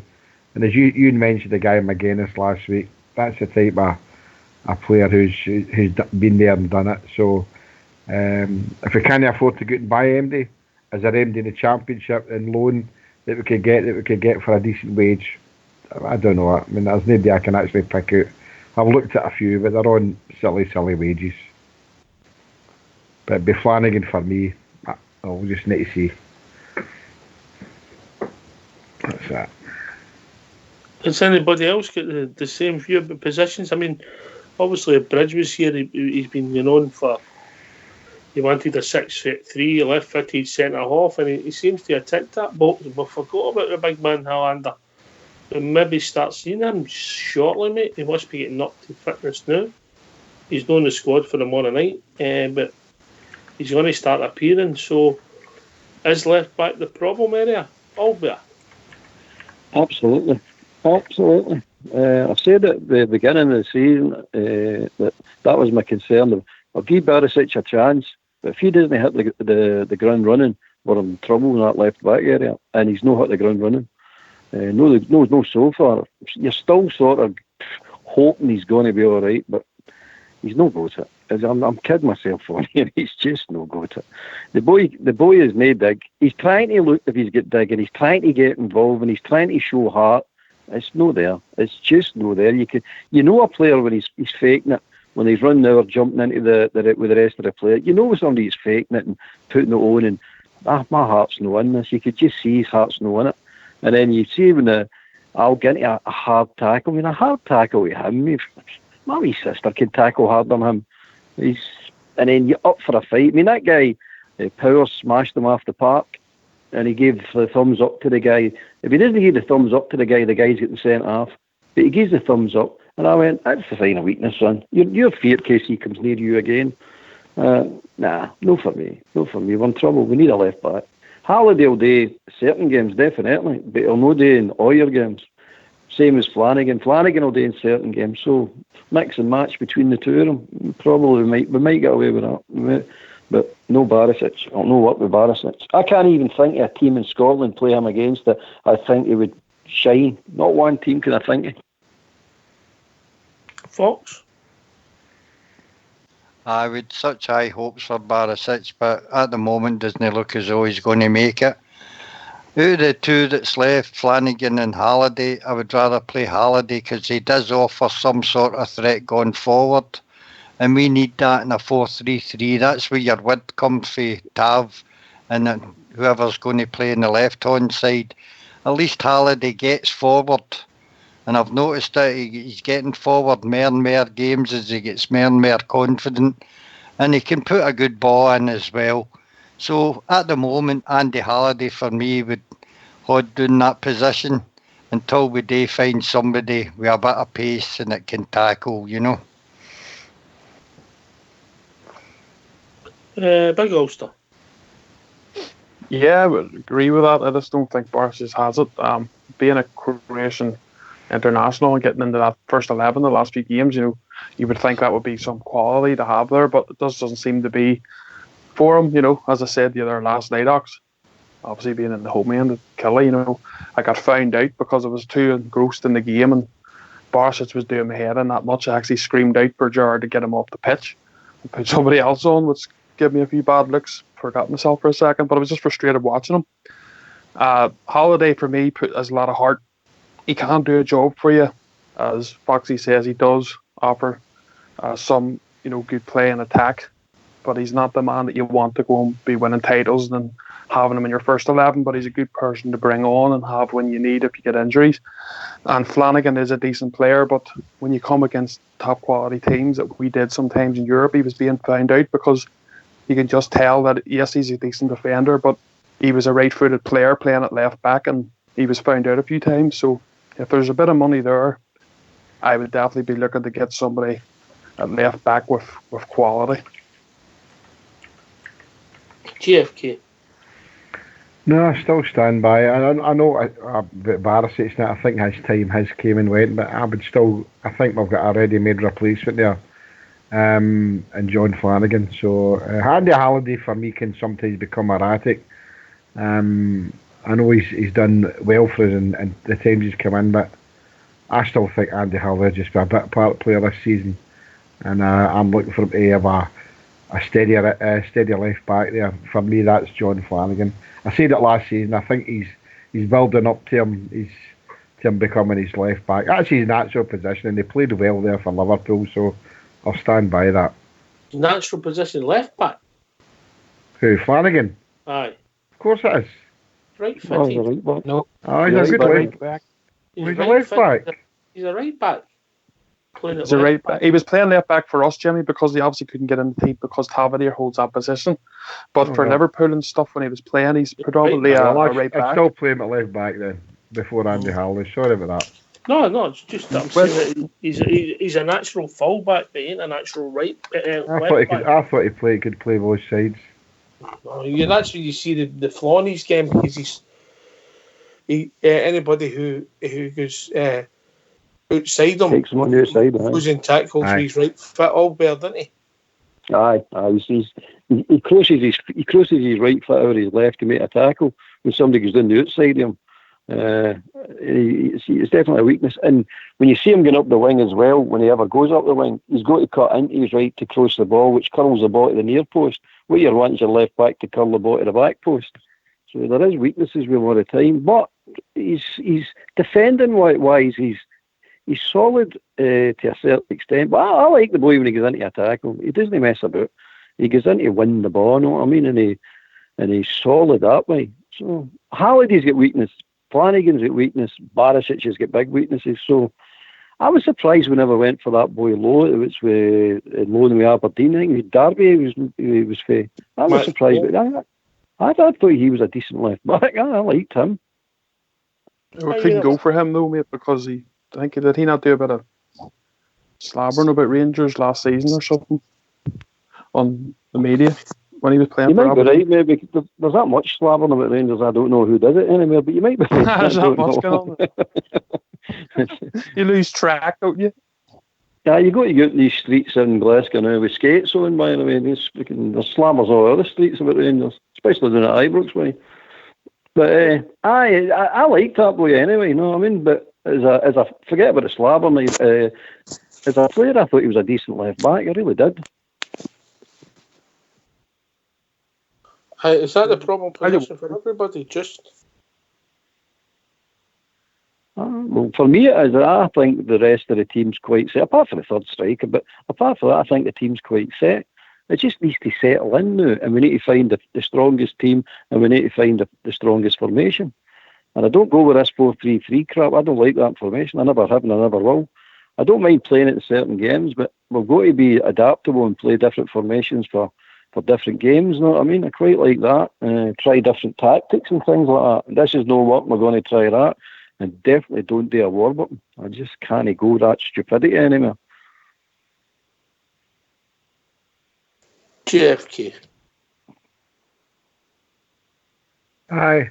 The only problem for me is obviously his left back, but I still say a striker. We need another striker, and we need to get a settled team. We've always said here, play your winning team. So he needs to start doing that, and to do that, he needs a settled 11. I keep going back to what Albert said a couple of weeks ago. He needs to decide what core of players, how many's in that core. Is it 6 or 7? And then he can change the other personnel around about that. Has he got that yet? I think he's getting near it. But his back four's got to be in that core. It's got to be the solid back four. And we definitely need a left back. The striker thing will obviously take care of itself, whatever way it is. Will he go with Greg Stewart as his third striker? I don't know. We definitely need a left back. I get myself all mixed up with about Flanagan, but it doesn't matter. You get mixed up with Alan? Flanagan, aye. Good song. Well, it'll be interesting to see how that pans out and when the windows start shutting and all that. If we do get a third striker and we do go for a first choice left back to supplement the squad. It's just your thoughts on here, but there's another name just been thrown at me there. What about the big guy Molt again? He's been mentioned on Twitter, mate. Aye. Well, it'll be interesting to see once the window's shut and then we move on, or if it's loan players or we go and get somebody. How much is depending on this game tomorrow night? Because this game and obviously the next round, albeit, comes down to pounds, shillings and pence. That's it. But I think that money's for next season. No, I mean, I think the budget for this season's already been set, so they already know what they can spend. Next season, the game tomorrow is going into that budget. But at the end of the day, they've already come out and said that they've got money there. Robertson and all that have already said there's money there to be spent if they need a certain player. So there is money there. How much, I don't know, but there is money there. It's one of these things. You just shut shop and go, we're going with what we're going. We're going to make a decision anyway because it's going to shut anyway. So I think Gerrard doesn't want to talk about it anymore because he'll unsettle the players he's got. I think he's just saying, we'll leave it at that. That'll do the business. I don't think there's anybody going to be coming in because if you start saying, there might be somebody coming in at this late stage being the manager, The rest of the mic starts going, he doesn't trust any of us. What's happening here? You know what I mean? So you've got to go say, right, I trust you, let's go for it. And so far we've not played well. I'm not saying we've played well, but that's all right. I don't mind that. We only can get better, and we will get better. You can see it. They've got the potential to be a really, really good team. Not a decent team, a really good team. Bit of luck, bit of commitment. We could be there or thereabouts. I'm quite confident. Fox. Sorry, mate, I missed the initial question. Do you know it was that long ago after closing? No offence, all better than it. I know, I rattle on a lot of crap, by the way. No, I can't remember what I said. You're talking about the money, and they will have to win tomorrow. The financial implications of the game tomorrow night, Fox, in the next round in Europe. See, I was listening. They get brownie points, no? You do, mate. Well done. Teacher's pet. It's vital. A brownie uniform. It's vital going forward that we get a decent income out of this Europa League run, mate. It means so much to bringing in better quality players, either at Christmas or next year. And I think the board are depending on a good run in Europe, and I think Stevie G knows the importance of it. Just while I'm there, can I just remind listeners that Rangers game's on our TV tomorrow night, $9.99. Get it ordered. Good, you're not bad, Not bad. Liverpool Echo, guys. Hope we don't want to make him in. Liverpool Echo. Leeds United have tabled a bid of 7.1 million for Ryan Kent. I seen that today, JFK high. Yeah, Mark Haitley, former Rangers, said it would be a great move. Can't believe he said that. Look, we've got to get Ryan Kent, mate. It didn't look as though he was coming there for the last couple of weeks. Yeah. It's time to move on. There's a lot of guys in the lobby are saying we must get Ryan Kent and things like that. I've already got my thoughts on that. I don't think we should be setting our stall out for Ryan Kent. If he's not going to come, he's not going to come. So. The thing about it is, if he's getting a £7 million contract with Leeds United, he's getting a pay rise as well, isn't he? Aye, but in that championship, it's just mental as going along with Albert, you know. Yeah. But right, so what's your no? He's got a permanent move and £7 million and a big wage rise. Who are we to slaughter him? How do you think it's going to go tomorrow night, Albert, and then JFK? I think it's going to be tough. I think it's going to be really tough, but I think we're going to come out it with flying colours. I really do. And as I said, I think we'll get the worst we'll get is a 1-0 defeat or a 2-1 defeat. I think that's the worst we're going to get with it. I think it's going to be a score draw or a Rangers win. Myself, that's what I'm looking for: a score draw or a Rangers win. That's what I'd hope for. JFK. I'd be happy with any draw. Any draw would do. We talked about a 2-1 defeat. I don't want any defeat. A draw. I know. I mean, still mean they still need to score at Ibrox with a 2-1 and things like that. But for me, a draw of any sort will do. Not in each one, each two, each three, each. I don't care. A draw. I don't think we'll beat them. I just don't think we'll beat them. With current form, what we saw there on Sunday, they need to play a lot better than that. And they need to pick the right personnel. The team that Albert picked, I was quite intrigued with that.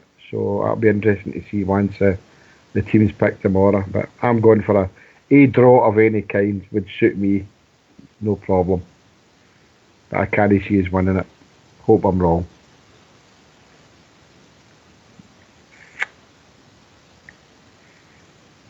I'm the opposite, Jimmy. I think an open game of football tomorrow night, I think will show what we can really do. And I think we'll go out there and win. Go you're right, mate. Big Ulster. Yeah, I think a bit like Fox either. I think tomorrow will suit us, because this team are at home. They're a very good side. They're used to winning every week, in their league.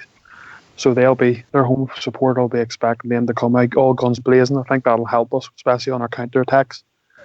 But if we come away with a score draw, I'll be delighted, because that's important, especially the way that European system works. The away goals are so vital. So if we can come away with a victory, I'll be absolutely delighted. But if we can get ourselves a score draw, I'll be very happy with that as well. But I think we need to see a decent performance, because if we don't have a good performance tomorrow, we could be finding ourselves struggling.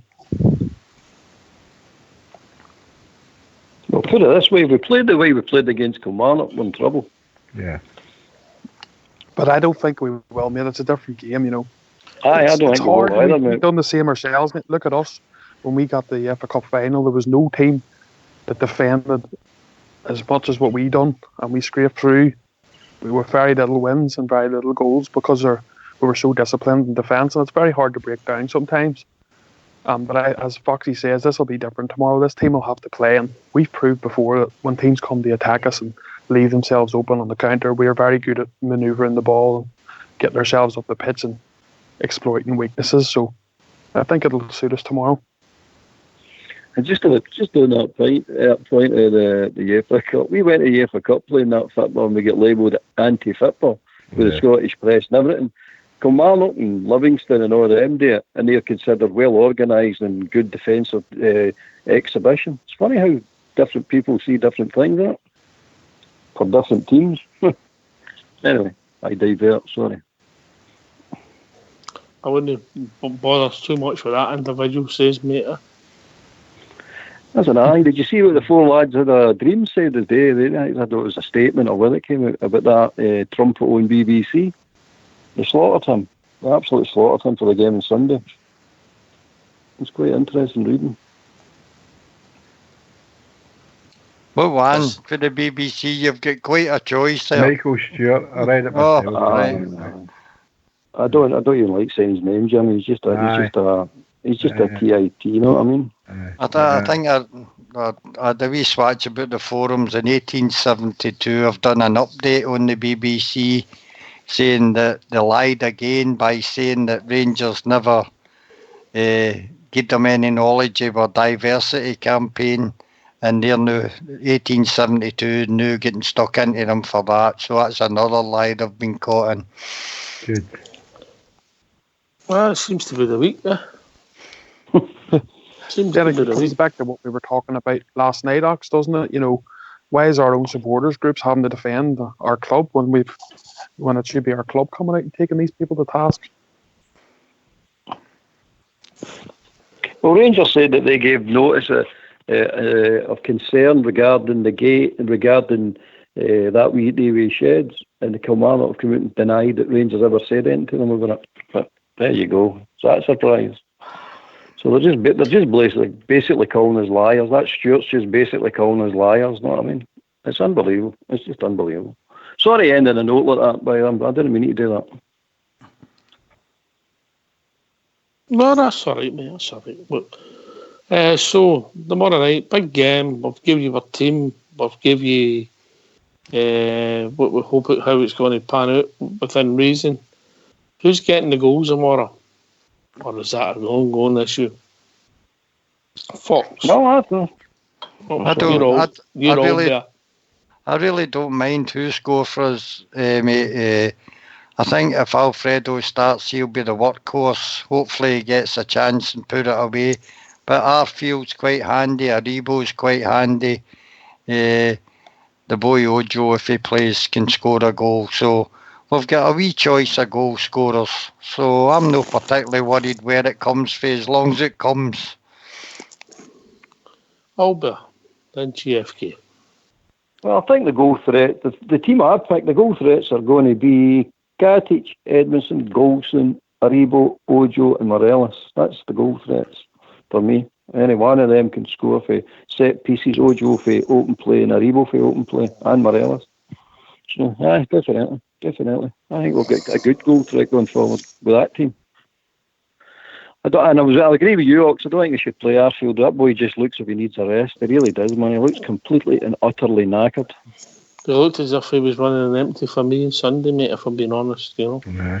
it's not just physically tired. He looks mentally tired as well. You know yourself when you play too much football, silly wee passes become difficult for some odd reason because your brain's just not working right. No, for I'll me, pass you to my brain, no working right expert. Aye. For me, it's got to be Alfredo Morelos if he gets the service that he deserves, which he's not been getting there. So if he doesn't get that service, obviously he's not going to burst the net. So that's a big thing for me. Help him out. Don't have him coming to in the channels looking for a ball all the time. You need to try and help him out in the penalty box because that's the type of player he is. So Fred should. I think he'll definitely start up front, guys. I mean, he did play the full 90 minutes on Sunday. I thought that Defoe would have maybe come on after half an hour. It might be Defoe that starts tomorrow night.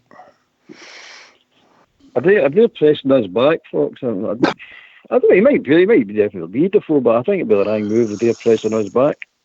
Defoe's better when we've got the ball and we're up pressing and round about the area, you know what I mean? He's chasing balls into corners. That's not his game, is it?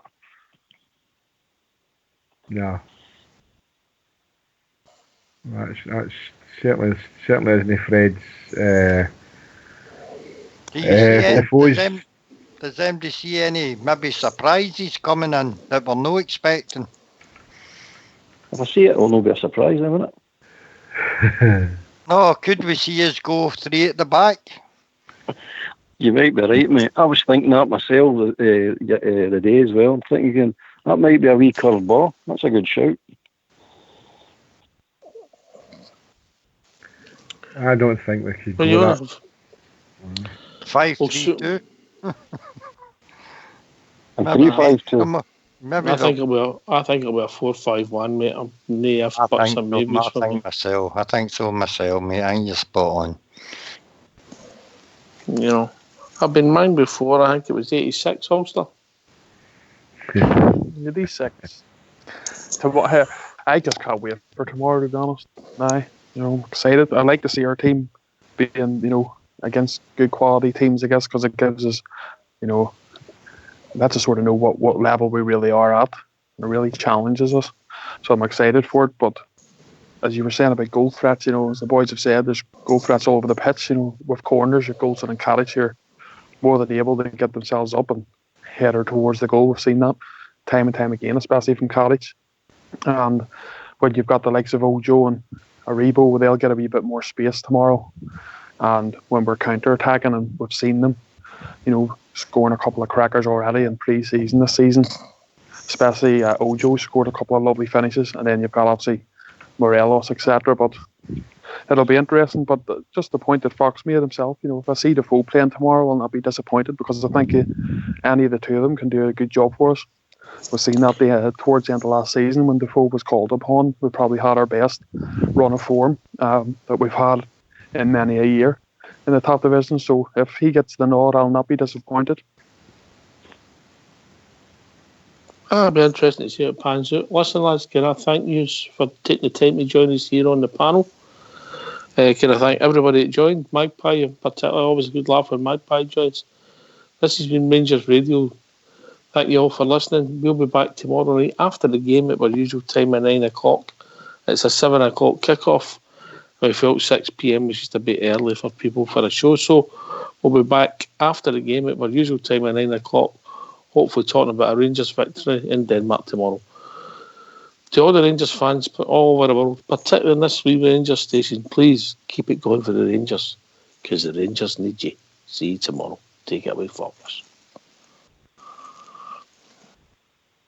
The Glasgow Rangers football team's the greatest team of all. We support the Glasgow Rangers, do not Ibrox is the place. And we will follow in the championship race. Yes, it's true, the boys in blue are just magic on the ball.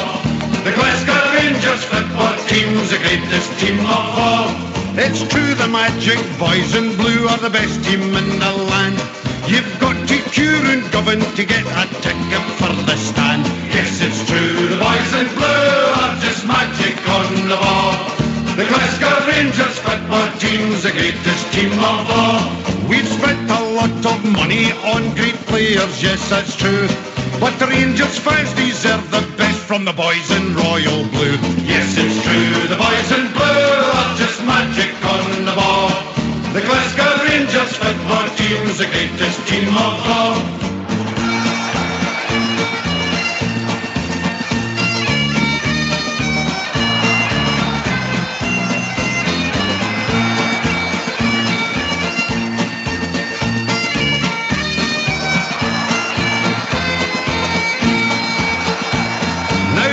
Ago the story, it was dismal, full of gloom. Now we're building an extension for the Ibrox trophy room. Yes, it's true, the boys in blue are just magic on the ball. The Glasgow Rangers football team's the greatest team of all. In Europe we'll be travelling by land and sea and plain. The teddy bears have got the bears and we're on the march again. Yes, it's true, the boys in blue are just magic on the ball. The Glasgow Rangers football team's the greatest team of all. Yes, it's true, the boys in blue are just magic on the ball. The Glasgow Rangers football team's the greatest team of all.